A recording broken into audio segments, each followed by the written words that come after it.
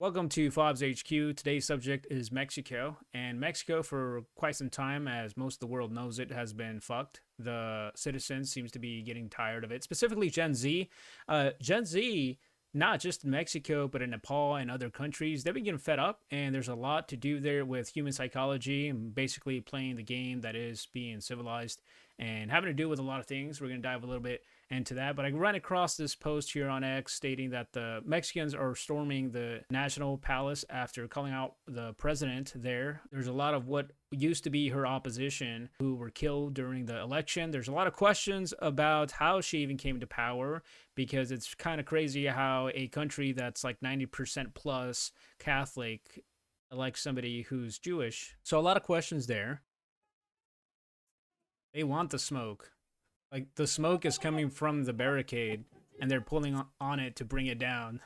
Some of the comments here, all it took a few months of not being able to run across the border, and the Mexicans are suddenly trying to fix their own country. As much as I want to go against what this comment is saying, I do think that that is a huge problem with the Mexican population that is coming over here. So if you don't know, I'm Hispanic.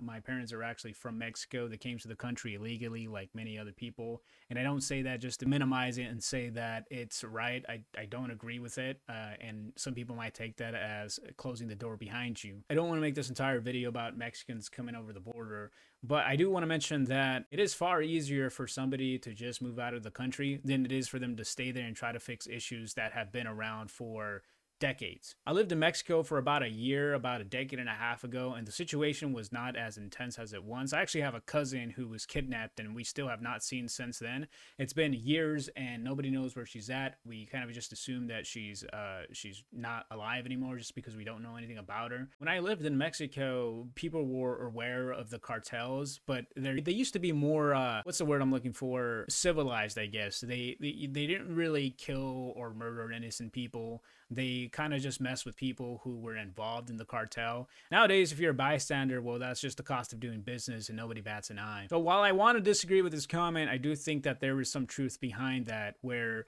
people aren't allowed to come into the United States anymore, and so they're forced to stay home and face the consequences of their own government. A couple of years ago, I think that there was some relief in the minds of Mexicans that this issue was going to be resolved, because the Mexican military was getting involved. And I remember reading comments online about how like the Mexican military doesn't mess around, about how it's not corrupt. And the military came in and it helped. It just didn't help at all. Like, the cartels were still going around doing shit they weren't supposed to be doing in the first place. Don't get me wrong, cartels aren't supposed to exist at all in a civilized society, but Mexico's a completely whole different beast, and the entire culture of following the law there just isn't there, even down to like the most basic of things. Like, one of the biggest topics right now in the country, or in the past, has been, right now it's the Epstein files, but in the past have been the CDL drivers that are coming from Mexico, and not just Mexico, but from other countries like India, and that they don't have the same culture that Americans have, or the people that who grew up in the country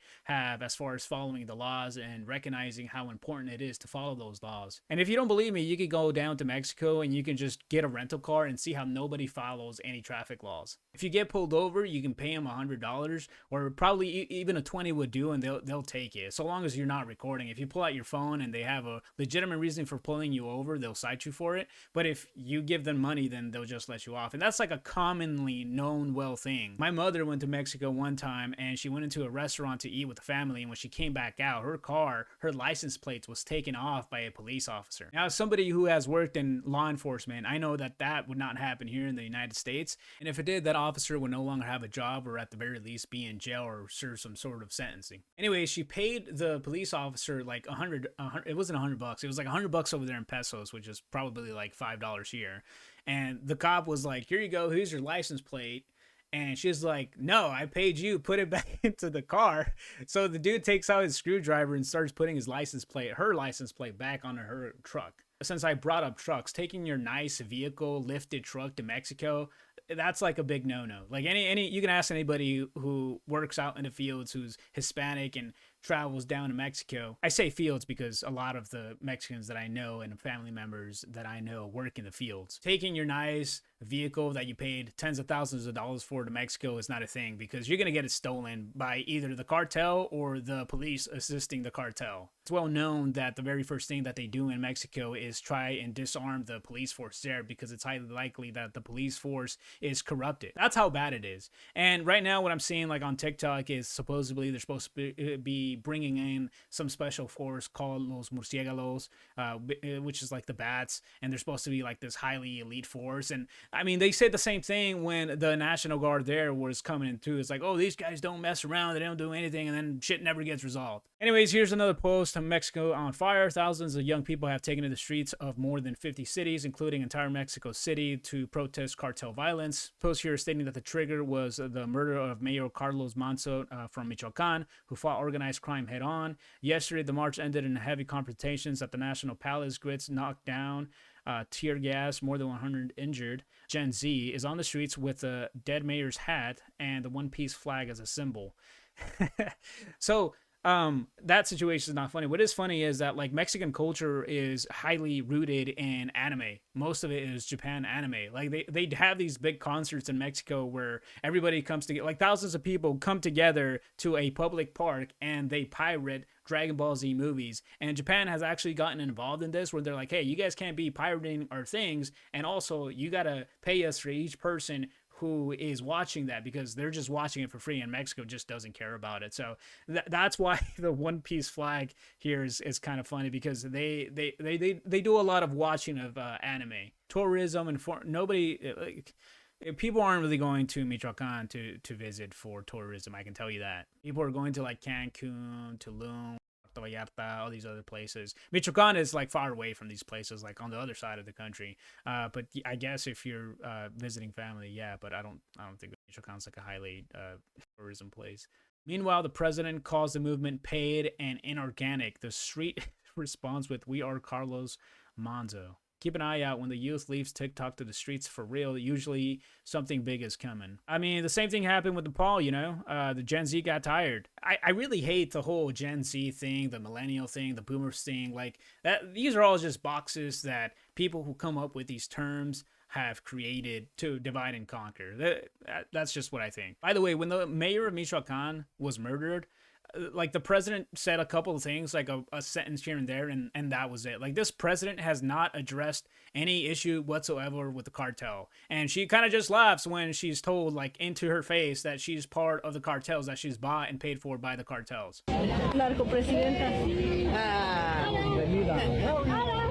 Mexicans in the country and in the United States don't like this president at all. They have no idea how this president got elected at all either. I don't think it was a genuine election, if you ask me. There are so many instances of the cartel just being a huge problem in Mexico that I had to go onto ChatGPT and ask it. Apparently, according to ChatGPT, the most memorable media coverages is El Chapo's capturing. This dude escaped jail like twice. The very first time El Chapo escaped from jail was in 2001, where he escaped from a maximum security prison in Mexico with the help of bribed guards. And a maximum security prison. This is what I'm talking about. It's like this culture of people not facing consequences, but also people not taking the government seriously. And of course, in 2015, he escaped from Federal Societal Rehabilitation Center #1. And there's actually footage of this. This was seen quite some years ago. It really just looks like he's doing one of those breakdown moves where he's going down a flight of stairs, and he's gone. In second place, we have the Battle of Culiacan, which is when they captured his son. They got that on video too. And then 3 hours later, they released him. I do have to say that I'm paying attention to what the officers are saying, what I assume to be SWAT team here.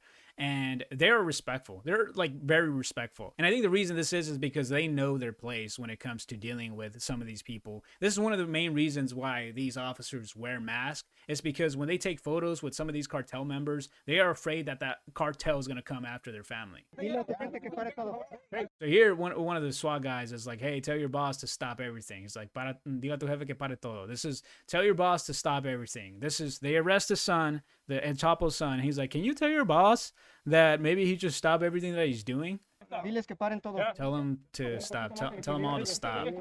Here's some footage of what the outside of that apartment looked like, or wherever he was at, the house. Gun battle.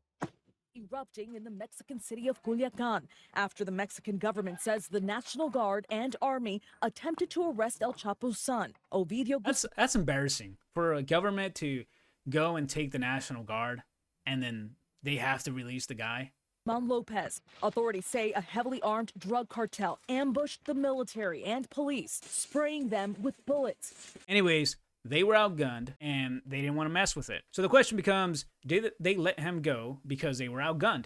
And that's the same question I asked ChatGPT. And ChatGPT said, yes, essentially, Ovidio Guzman Lopez was released because Mexican security forces were heavily outgunned by cartel members during the operation. When authorities tried to arrest him in Culiacan, Sinaloa, the Sinaloa cartel launched an intense coordinated response.